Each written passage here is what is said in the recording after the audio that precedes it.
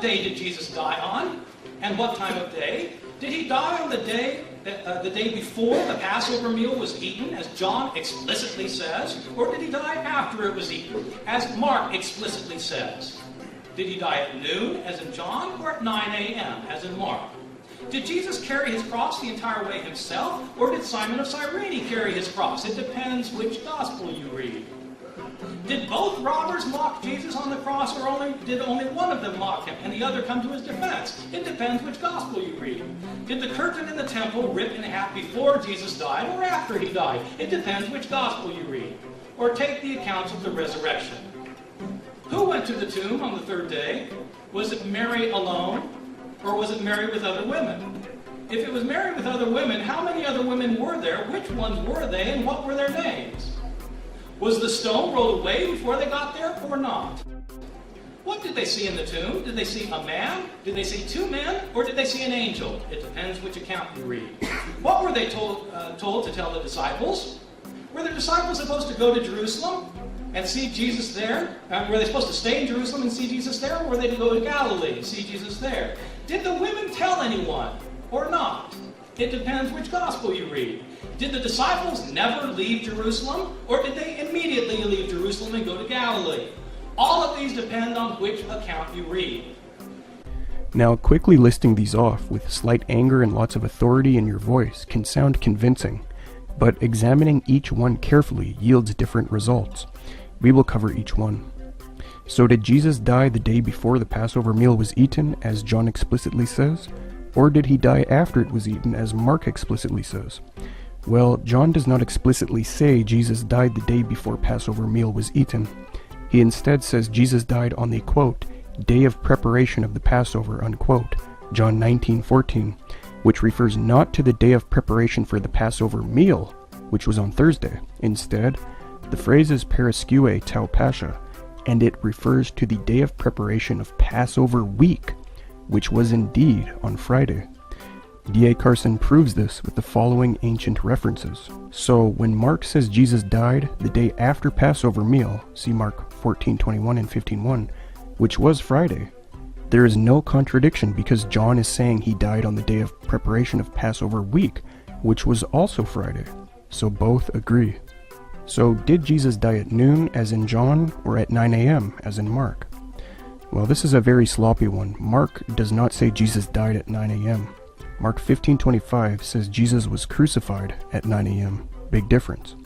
However, Mark goes on to say in Mark 15:34-37 that at the 9th hour, or 3 p.m., Jesus, quote, uttered a loud cry and breathed his last, unquote. So Jesus died at 3 p.m. according to Mark, not 9 a.m. Ehrman must not have read this text. Now, John 19:14 says Jesus was carried away to be crucified at, quote, about the 6th hour, unquote. This is going by Roman time, since John wrote in Ephesus, the Roman province of Asia.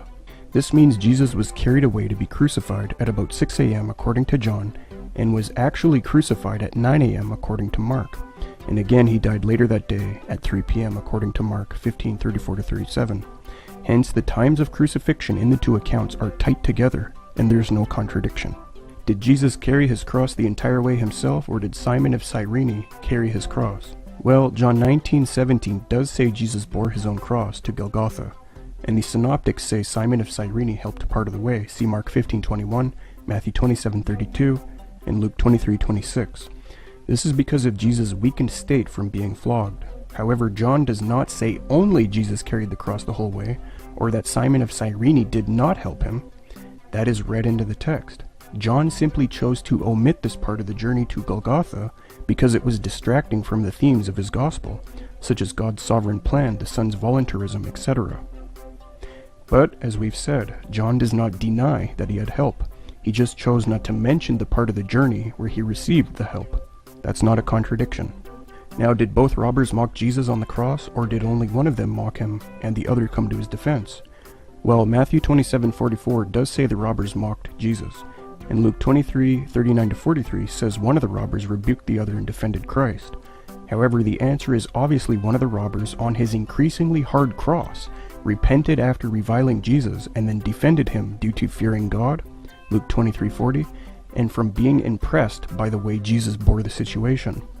Matthew records the reviling, and Luke records the repentance. Luke's early L material, or eyewitness sources, see Luke 1:1-3, he possessed, likely provided him with this part of the story that Matthew did not include. This is not a contradiction. So did the curtain in the temple rip in half before Jesus died, or after he died? Well, Mark 15:37-38 and Matthew 27:50-51 affirm the veil of the temple tore at the same time Jesus died. Luke 23:45-46 appears to say the veil ripped before he died in some translations, since they will say, quote, "And the curtain of the temple was torn in two. Then Jesus, calling out with a loud voice, said, 'Father, into your hands I commit my spirit,' and having said this, he breathed his last," unquote. However, when in certain translations, verse 46 starts with the word then, and then proceeds to mention Jesus' death, although it appears to mean Jesus' death happened after the ripping of the veil, this is false. The word for then here is kai in the original Greek, and it's a particle that can also mean and, which allows for the veil ripping at the same time as Jesus' death. Instead of then connecting the sentences, and would be. Luke would simply be mentioning different events here, not giving a chronological order to them. Such translations which use and here instead of then include the NASB, the KJV, the HCSB, the ABPE, the DRB, the DBT, the ERV, the WBT, and the YLT. Moreover, Matthew, Mark, and Luke all affirm the temple was torn on the 9th hour, i.e. 3 p.m. See Mark 15:34 and 37-39, Matthew 27:46 and 51, and Luke 23:44-46. Thus, they all agree on the time the veil tore. So, who went to the tomb on the third day? Was it Mary alone, or was it Mary with other women? If it was Mary with other women, how many other women were there? Which ones were they? And what were their names? The answer is Mark 16:1 shows 3 women went there, the 2 Marys and Salome. Luke 23:55-56 and 24:1 just say it was a group of women who entered it without naming them. No contradiction there. And Matthew chose to mention only the 2 Marys, see Matthew 28:1, because it was inconvenient to mention Salome, who was not essential to the story. Matthew does not say Salome was not present, he just emphasizes the 2 Marys for his own purpose. So there's no contradiction here. Also, none of the Gospels say Mary was alone, contra Ehrman. However, because John 21 says Mary Magdalene went to the tomb, this is why Ehrman claims John has her going alone. But the text does not say only Mary went to it, just that she did in fact go to it. Moreover, the very next verse, John 22, shows Mary was not alone according to John. It says, quote, "So she, Mary Magdalene, ran and went to Simon Peter and the other disciples, the one whom Jesus loved, and said to them, 'They have taken the Lord out of the tomb, and we do not know where they have laid him,'" unquote. Who is the we here? They are Mary and the other women whom Mark and Matthew mention, of course. So John does not teach Mary went alone, and there is no contradiction. So, was the stone rolled away before they got there or not? Well, Mark 16:3-4, Luke 24:1-2, and John 21 all clearly agree the stone was moved before they got there. It's just that a sloppy liberal reading of Matthew 28:1-2 has confused Ehrman to think that it teaches the stone was rolled away after they got there.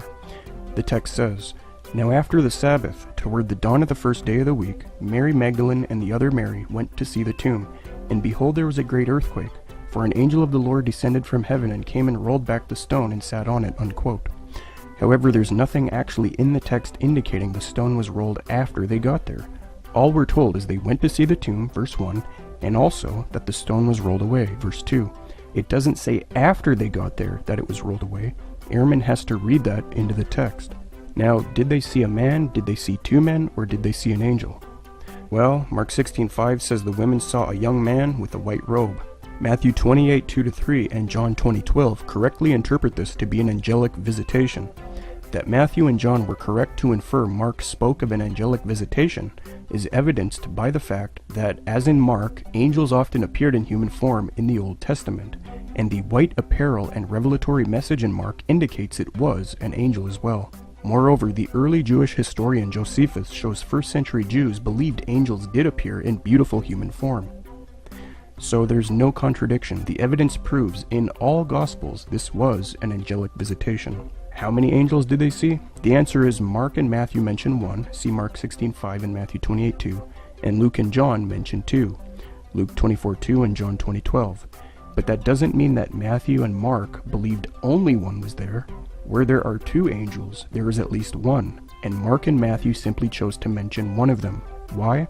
Well, Blomberg notes, quote, "It is more natural to suggest that there really were two characters present in each case, but that one dominated the scene in a way that left the other easily ignored in narratives that so regularly omitted non-essential details," unquote.